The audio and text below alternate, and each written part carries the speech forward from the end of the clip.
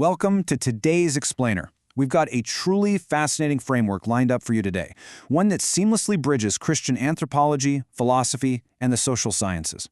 And it does this to map out exactly how human and societal transformation might actually take place. We're going to be exploring a piece of work that connects deep theology directly with cognitive psychology and sociology. It's incredibly ambitious. So let's jump right in and see how this framework attempts to unravel the absolute mystery of the human person. To kick things off, let's break down the title itself, because it's built on three very distinct pillars. First up, utopia. Now, when we say utopia here, we aren't talking about some unreachable pipe dream or a perfectly static, flawless society. Not at all. Instead, think of it as a dynamic horizon, a guidepost that points human action toward a fuller, more just way of living together.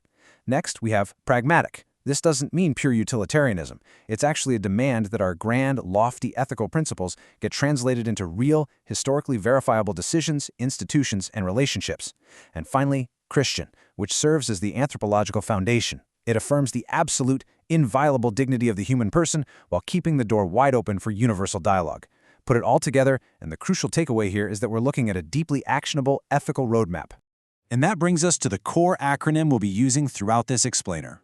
MAUPC, which stands for the Anthropological Model of the Christian Pragmatic Utopia. You see, rather than trying to completely replace existing theories in philosophy or psychology, this model acts as an objective, conceptual bridge connecting them all. And the absolute center of this model, the engine making the whole thing run, is a concept called metanoia. It's this idea of profound, integral inner change. We're going to dive into exactly what that looks like in just a minute. But first, here is our quick roadmap for today. We'll start by defining the pragmatic utopia. Then, we'll hit the 5 principles, unpack that engine of personal transformation called metanoia, explore the dynamics of grafting, and finally, look at the ultimate goal, the civilization of love. All right, let's get into section 1, defining the pragmatic utopia and bridging those sciences. If you take away literally one central thesis from this entire explainer today, please let it be this. Lasting social transformation presupposes the transformation of the persons who constitute society. History is just packed with revolutions that completely overhauled social structures but entirely ignored the human heart, right? And what happened? They ultimately just reproduced entirely new forms of injustice. The MAUPC insists on a strict inside-out approach. You simply cannot have stable institutional or economic reform if it isn't matched by a profound change in human consciousness, human freedom, and how we relate to one another. It's a powerful reminder that while people construct institutions, we are also fundamentally modeled by them in return. Which naturally requires a structured process. And that brings us to section 2, the 5 principles of the model, which we're going to visualize as a river of transformation. As you can see, this anthropological model isn't just a static list of bullet points to memorize. It's visualized as a continuous, flowing river. It's a dynamic, constant feedback loop. Transforming a person isn't just an isolated, one-off event. It is a lifelong journey with very specific stepping stones that build upon one another, starting from the innate core value of the individual all the way to their outward ripple effect impact on the rest of the world. So let's actually break down those 5 stepping stones. Step 1 begins with originating dignity. That foundational, non-negotiable belief that every single human being possesses an alienable value, period.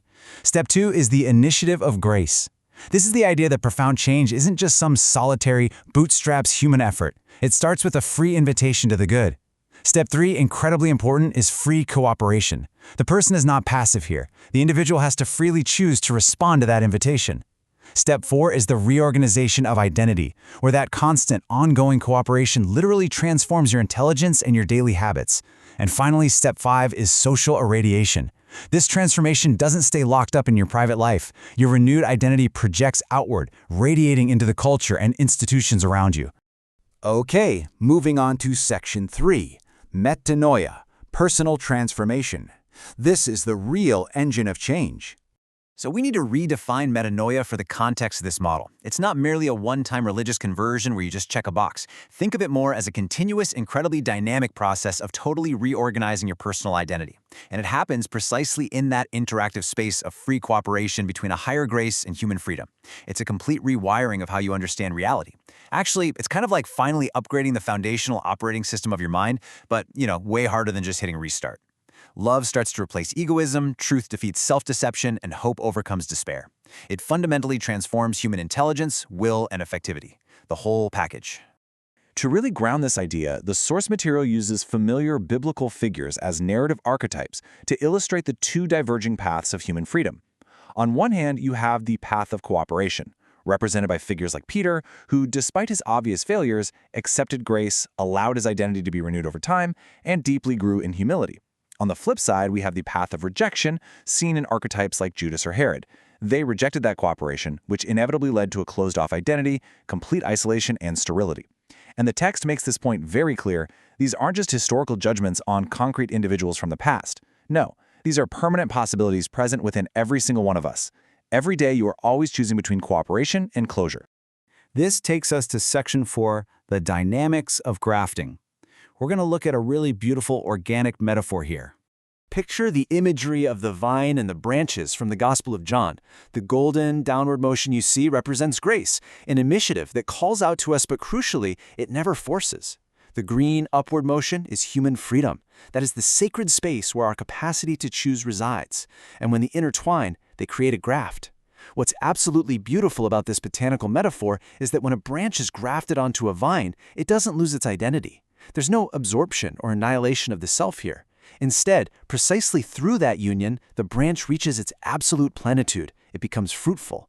It's a perfect metaphor for how the human will doesn't just disappear when it cooperates with the good. It actually finds its truest, highest realization. The author frames this entire dynamic as an open dialectic, which is a major, highly original contribution of this work. See, in the past, philosophers used dialectics, thesis, antithesis, synthesis, to explain historical movement, but often in really rigid, deterministic ways. The MAUPC completely updates this. Here, the thesis is the grace being offered, but the critical mediation step, that is entirely human freedom. Therefore, it is an open-ended dialectic. It can have a positive outcome, that grafting and metanoia we just discussed, or if human freedom rejects the offer, it has a negative outcome, hardening, fragmentation, and sterility. And because it fundamentally relies on your free will, the history of a person is never definitively closed. As long as you have freedom, this process can always be restarted. And now, let's zoom out to the macro level for Section 5, Toward the Civilization of Love. This visually illustrates how deeply personal metanoia scales up into broader social harmony. In what the model calls the synthesis of Nazareth, a fully integrated, flourishing humanity requires three things: truth, freedom, and work. But notice the structural warnings here. Truth without love can easily become a harsh, authoritarian imposition. Freedom without love can devolve into pure, isolated, every man for himself individualism. And work without love? That just reduces human beings to mere productivity and cogs in a machine. It is love, placed squarely in the center of the framework, that actually unites these elements. Love is the load-bearing structure that makes truth illuminating, freedom responsible, and work a genuine service to others. This specific synthesis is the foundational bedrock for a true civilization of encounter. The ripple effect of this synthesis is what we call social irradiation.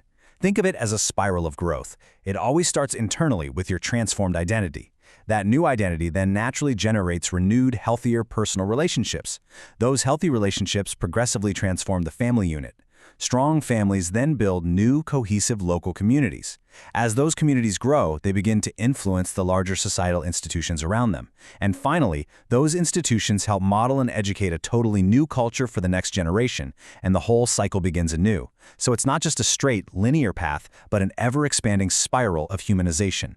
As we wrap up our explainer today, it is incredibly vital to clarify the ultimate endgame of all this. The Christian Pragmatic Utopia does not identify with a concrete political project, but with an ethical and spiritual horizon toward which all people of goodwill can freely orient themselves. The author is making it crystal clear here. This model is not some rigid political playbook or a technical solution to every economic problem out there. It serves as a regulative ideal. It's a massive open invitation for interdisciplinary dialogue, offering a solid anthropological foundation upon which true, stable societal progress can actually be built. So, we are left with a deeply personal question to chew on. If lasting societal change absolutely requires personal transformation first, how are you responding to the open dialectic in your own daily life? This whole framework challenges us to wake up and realize that we aren't just passive observers sitting on the sidelines of society, we are the active mediators of its future. Every single day, through our own free choices, we are either grafting ourselves toward truth and love, or we're closing ourselves off entirely. It's a pretty empowering and profound thought to carry with you. Thank you so much for joining me on this deep dive today, and hey, keep seeking that dynamic horizon.